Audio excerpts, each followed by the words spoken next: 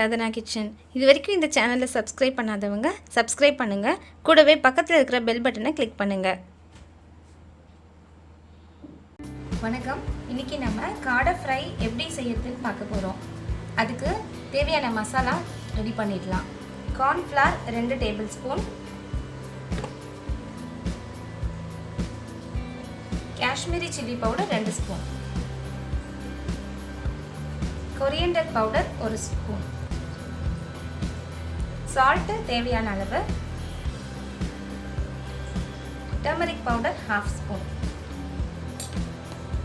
1/2 spoon garam masala, சீரக powder 1 spoon, 1 spoon ginger garlic paste.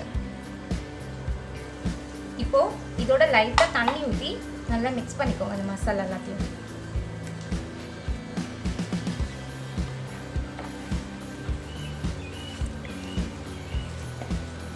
இப்போ masala ready பண்ணிட்டோம். காடையை அந்த மசாலாவோட சேர்த்து மிக்ஸ் பண்ணலாம்.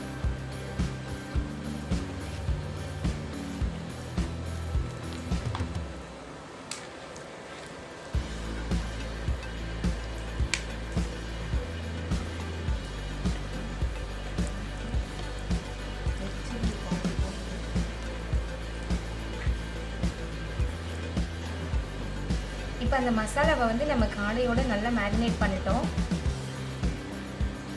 இப்போ வந்து ஒரு 1 hour ஊற வச்சு, இப்போ நம்ம காடையை வந்துட்டு 1 hour மேரினேட் பண்ணி வச்சிடணும். அது இப்போ நம்ம ஆயிலில் வந்து ஃப்ரை பண்ணி எடுத்துக்கலாம். இப்போ நான் வந்துட்டு ஆயில் வச்சுட்டேன். ஆயில் நல்லா சூடாகிடுச்சு. நம்ம காடையை பொரிச்சு எடுத்துக்கலாம்.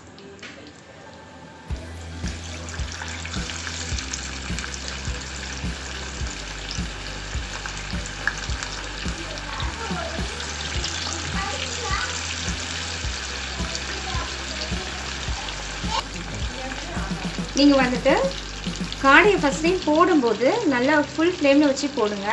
அதுக்கப்புறம் நீங்கள் வந்துட்டு மீடியம் ஃப்ளேக்கு கம்மி பண்ணிக்கோங்க. அப்போ தான் வந்துட்டு காடை உள்ளெல்லாம் நல்லா வந்துட்டு ஃப்ரை ஆகும்.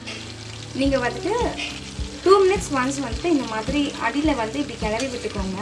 அப்போ தான் வந்து அடியில் ஒட்டாமல் நல்லா ஃப்ரை ஆகும். ஒரு 5 minutes வந்துட்டு ஒன் சைடு நல்லா குக் ஆனதுக்கப்புறமா நீங்கள் அப்படியே திருப்பி போட்டுக்கோங்க.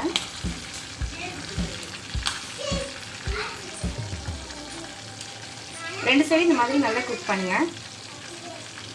அதே மாதிரி இதையும் நல்லா திருப்பி போட்டுக்கோங்க.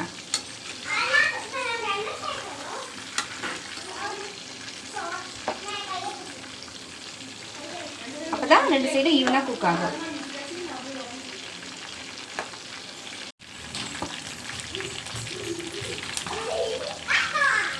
இப்போ வந்துட்டு காடை நல்லா குக் ஆகிடுச்சு.